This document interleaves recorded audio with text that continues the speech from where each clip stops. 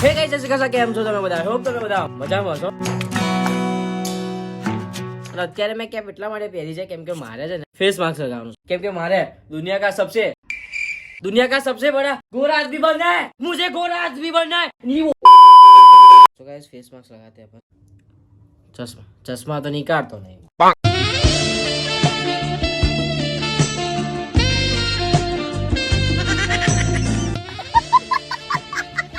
કેમ આજે teacher student એક જ છે? સુવાની કાળી ચડીને ગતી રહી. શું? સુવાનીના કાળ આવે ને એટલે ગતી રહી. ગુસ્સા એટલે જતી રહે. તો તું આને કઈ બોલી હશે ને તો તમે લોકો ઝઘડો જ આવી રીતે? હવા ઓહા ગાડી છે. શું રખાય તો સો ગાઈસ આ મારીને ભણાવે છે એટલે કોઈને ગમતું નહીં એટલે કે આને એકલીને જ ગમે. શું લાગે ABCD NOPMNTTT આ ટીટી ક્યાંથી આવ્યું આમાં? અરે બી છે ટીવી અને આ BTS શું BTS હે? અને ચોટલા જો કર્યા છે. શું લાગે? આનો 30 બૈરા પાછળ આલી આઈસ્કેલ તૂટી ગઈ. એ હે કોઈ એને અસર નહીં. આવી રીતે મારવાનું ના તો ટીચર બનીને ગુસ્સોતા દે સારા. તો મસ્તી કરે તો મારવું પડે. ના મારવું પડે. ગુસ્સોએ આવી જાય. સો ગાઈસ અત્યારે આપણે જઈ રહ્યા છે ધાબા ઉપર રીલો બનાવવા માટે. તમારી નહીં મારી. કેમ કે તમારી ના બને ને, તમારી બને પણ એ તમારે ત્યાંથી જ બને. કેવું લાગે છે? ચલો 2-4 રીલો બનાવીએ. કેમ કે પ્લાન કંઈક એવો હતો કે મારે આશીષ ને ટંડાલાલ રીલો બનાવવા માટે જવાનું હતું, પણ આશીષ એવું કહે છે કે મારી તબિયતમાં મજા નહીં. જાહેર સી વાત છે, રીલમાં મજા નહીં આવે, જોઈએ આવશે તો, અને શૂટ બી નહીં થાય કેમ કે તબિયત ખરાબ છે. તો બધું છોડ, પછી ક્યારેક આપણે કાલબાલ જઈશું. અત્યારે મારે એકાદ રીલ ધાબે ઉતારું. કેમ કે ગાઈસ હું એવું વિચારું છું કે યુટ્યુબમાં ધીમે ધીમે આપણે એક્ટિવ થયા છે, તો પછી ઇન્સ્ટાગ્રામ પર કેમ ના? તો ઇન્સ્ટાગ્રામ પર બી હવે આપણે રીલ એવું મૂકીશું, એ ધીમે ધીમે એક્ટિવ થઈશું. કેમ કે હું છે ને બહુ લેઝી માણસ, અને આ લેઝી પણ છે ને મારે કાઢવું છે. કેમ કે હું છે ને મૂકું 2-3 અઠવાડિયામાં એક મૂકી દઉં, મૂકવું નહીં. અમુક વાર તો બધું રેડી હોય, એડિટિંગ બધું કરેલું હોય, છતાં હું ના મૂકતો હોય. આવો માણસ છો એટલે મારે આ કાઢવું છે. ચલો રીલો બનાવી દઈએ.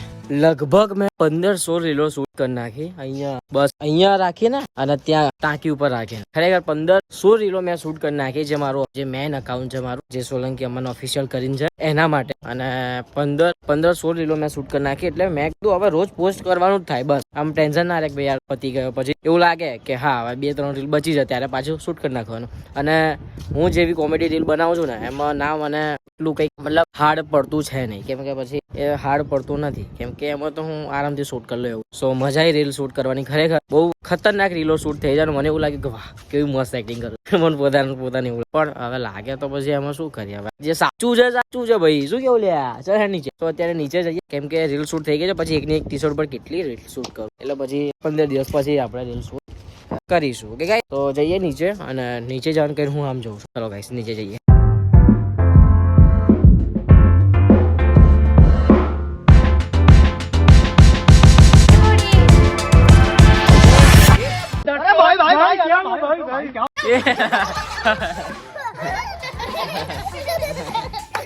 मैं साहूकार थोड़ा पड़ी गई होता से मैं इधर उधर निकल जाता हूँ.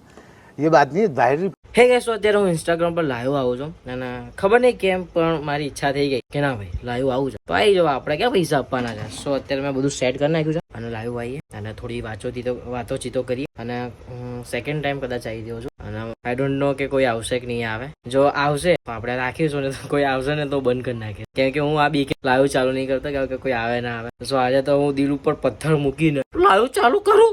સો ગાઈસ અચાનક ઇન્સ્ટાગ્રામ માંથી મને મેસેજ આવ્યો કે પ્લીઝ અમન તમે લાઈવ ના આવો, કેમ કે પબ્લિક ગાંડી થાય છે તમને જોઈને. અચ્છા તમારા ઉપર ફિદા થાય છે, તો પ્લીઝ તમે લાઈવ ના આવો એમ કરીને મારું ઇન્સ્ટાગ્રામે લાઈવ બંધ કરી નાખ્યું. भाई साहब कुछ ज्यादा नहीं हो गया मतलब कुछ भी. Just kidding guys. તમને જસ્ટ કિડિંગ મારે કેવું જ ના પડે એમ. તમને ખબર પડી જાય કે આ મજાક કરે છે, કે આવી વાહિયાત વાતો તો હું જ કરું. કઈ નહીં, હેડો તમારો મોબાઈલ ચાર્જિંગમાં મૂક્યો છે મેં. જો ચાર્જિંગ છે ને પછી તમને મળો. ઓકે ગાઈસ, તો અત્યારે મને એટલી સખત ભૂખ લાગી છે ને, કે અંદર પેટમાં બિલાડા ઉંદેડા બધું આમ દોડે છે, ને દોડ પકડ એવો રમે છે ને, એટલી ખતરનાક ભૂખ લાગી છે. અને મારે છે ને જમવા કંઈક ખાવા જવું છે, પણ ટંટાલાલ છે નહીં. કેમ કે ટંટાલાલ ગયો છે મારા જીજાજી જોડે, ખબર નહીં ક્યાંક રખડવા ગયો ખરા ટાઈમે. તો એ ગયો છે અને મને ભૂખ લાગી છે, અને મારે એકલાને જવું છે. કેમ કે હું એવો માણસ છું ને ગાઈસ કે બધાને સાથે લઈને ચાલુ એવો માણસ છું, અને મને એટલું ગાવું ક્યાં. એટલું ખાવું ગમતું છે નહીં ગાઈસ, એટલા માટે આવું કઈ છે. કઈ નહીં, હેડો નીચે મમ્મી કહે છે કે તું જબ બાપા, ખાવાનું થાય છે પછી ખાઈ લેજે. તો ખાવાનું થાય તો પછી આપણે ખાઈએ. અને એક તો હું અમારા લોંગ હેર થી બહુ ઇરિટેટ થઉં છું આજકાલ, કેમ કે પેલા નાના હેર હોય ને તો આપણે એને સેટ બેટ કરવું કઈ પ્રોબ્લેમ ના થાય, પણ આમાં છે ને ઘડીકમાં આમ આવી જાય, ઘડીકમાં આમ આવી જાય, ઘડીકમાં આખો દી આમ આવી જાય, આ બધા સીન થાય છે. જો કે હું છે ને, મેં છે ને કેટલી વાર મેં લાંબા વાળ કરવાનું વિચાર્યું અને મેં ના છૂટકે ગીવ અપ કરવું પડ્યું મારે કે ના હવે નહીં કરું, કેમ કે પછી અહીંથી વધી જાય, અહીંથી આ બાલ છે ને લિટરલી આમ વધી જાય એટલા ને કાનમાં આવે, આવું બધું થાય. હું કરતો હોય તો વાર આવતા ના એટલે એટલા લાંબા વાર થઈ જાય ને તો પછી ઇરિટેટ થવાય, તો પછી હું કપાઈ નાખું છું. તો આ વખત એવું વિચારું છું કે ના આ વખત નહીં કપાવું, ભલે ગમે તે થાય લોંગ હેર કરીશ. પણ એક તો પ્રોબ્લેમ મોટી એ છે કે સ્કૂલમાં ચાલશે નહીં. હવે સ્કૂલમાં મારે હું એવું વિચારું છું, સ્કૂલમાં હું કહી દઈશ, તમે કોઈને કહેતા નહીં, ટોપ સિક્રેટ છે.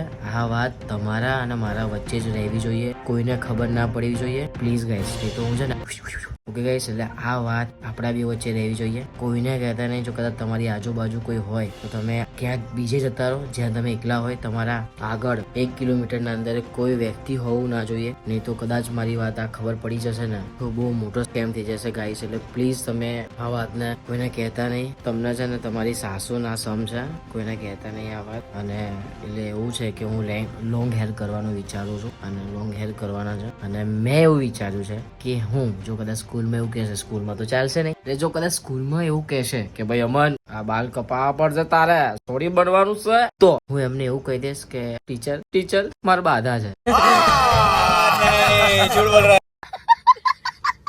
સમજ્યા? આવું કહી દઈશ એટલે ટીચર થોડા 2 પગલા પાછળ જતા રહેશે. મસ્ત પ્લાન અમારા પ્રિન્સિપલ. એટલે આ વાત કોઈને તમે કહેતા નહીં પાછા, બહુ વડાયા ના થતા, સમજ્યા? આવું બધું છે એટલે કોઈને કહેતા નહીં. આ વાત તમારા મારા વચ્ચે રહેવી જોઈએ, ઓકે? Top secret. અને હવે મમ્મી બૂમ પાડે કે જમવા ચલો, તો આપણે જઈએ નીચે જમવા. ત્યાં સુધી હું વ્લોગની એડિટિંગ કરું, કેમ કે પછી રાત્રે છે ને મારે 4 વાગ્યા સુધી જાગવું પડે છે ને. ગઈકાલે તો હું 5 વાગે સૂતો હતો ને પછી એટલે ફટાફટ હું એડિટિંગ કરું, જેટલી પતે એટલી કરું, પછી જમ્યા પછી કરીશ, ઓકે? તો એડિટિંગ પતાવો, મળું તો થોડી વાર, ઓકે? ચિંતા ના કરશો, કઈ નહીં થાય મને.